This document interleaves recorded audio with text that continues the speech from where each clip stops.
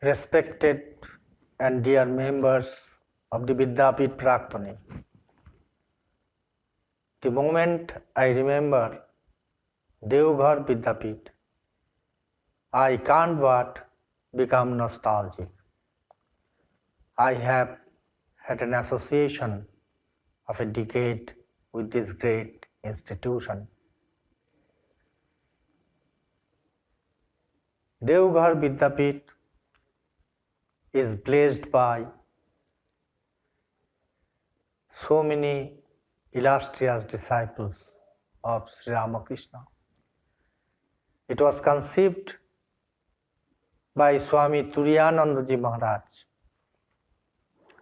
The land was given by Sion of Paikpara, who was a personal friend to Swami Akhandanandaji. The land and the Vidyapith has been consecrated by M, the recorder of the great gospel of Sri Ramakrishna, and also by Joginmaya and others. It's a great place which was blessed by Swami Shivanandaji Maharaj. Swami Shivanandaji Maharaj had a prophetic statement, should I say a vision, when he says, this Vidyapith has a great future. Great work will be done through this Vidyapith in due course. When we look back and when we look forward, standing at the juncture of its centenary, we can't but be convinced of Mahapurush Maharaj's great prophecy. Today, Vidyapith has made a niche for itself in the educational arena of the country. It is rejoicing that this institution of Jharkhand has been assessed as the fourth best school among the top 20 of India by India Today for consecutive 4 years. And this year, this has been rated as the best institution of Central Board of Secondary Education. It's a great way that the institution has come forward. I personally feel that the institution has worked for double centuries in course of a century now. This beautiful institution, its fragrance, its voice, its inborns, its structure, the White Palace, as the local people call it, is something extraordinary which none can forget about. Vidyapith has been nourished by so many illustrious monks of our order, many of whom was leader of the organization later on. This Vidyapith Praktani is going to have a virtual reunion. Vidyapith is so close to their heart. Vidyapith is so often remembered by them.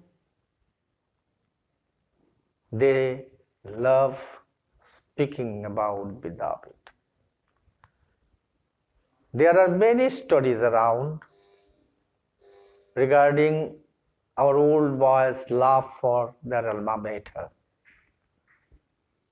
I am not going to narrate all those, but I am absolutely impressed that despite the COVID-19 pandemic, you have not lost the zeal to organize it, virtually though. And I am further encouraged to note that despite all these disruptions, our old boys from different nook and corners of the world have come to participate in this virtual exercise.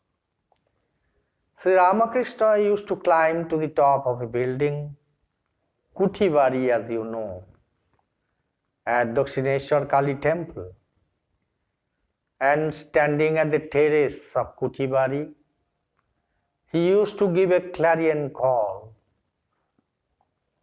He used to tell, "Tora ke kothay achis, I." Call for young men with great longing to come to him. Responding to his call, youth led by Narendranath Datta, later Swami Vivekananda and others, who would eventually accept his teachings and carry forward his message, came to Thakur. We believe that the eternal call is still reverberating across time and space, down the Ganges, attracting young men and women into his fold. In one way or another, all of you have also responded to that call and stepped into the portals of a Ramakrishna mission school as a young child or as a college-going youth. Many are called, they say, but few are chosen. You are the chosen few, fortunate few. Whether you realize it or not, the blessing of Sri Ramakrishna is on all of you. All of you are part of the Ramakrishna movement. On this happy occasion, we recall the noble act of your parents who were instrumental in putting you at Ramakrishna mission. You should be eternally grateful to them for this precious gift that has yoked you to a mighty spiritual movement. Yes, Ramakrishna mission is not just a place for imparting secular knowledge, but it is a place of man-making, as Swami Ji Maharaj envisioned. All of you assembled here have witnessed the truth of the statement in your own life. In Latin, the word alma mater literally means generous or bountiful mother. True to the spirit of this word, our institutions have nurtured you at a very important phase of your life with love and care. The strength of the bond thus formed between the students and their alma maters and amongst themselves has stood the test of time. The very fact that you have assembled here from all parts of India and maybe from abroad is the standing testimony to the living, vibrant connection that exists between us. Just as a spiritual organization is admired for the number of saints it produces, an educational institution is known for the quality of the students who have passed through its portals, who later blossom into good citizens.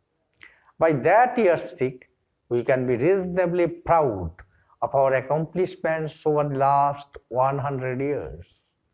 There is a greater public appreciation of our efforts in providing quality education with stress on values.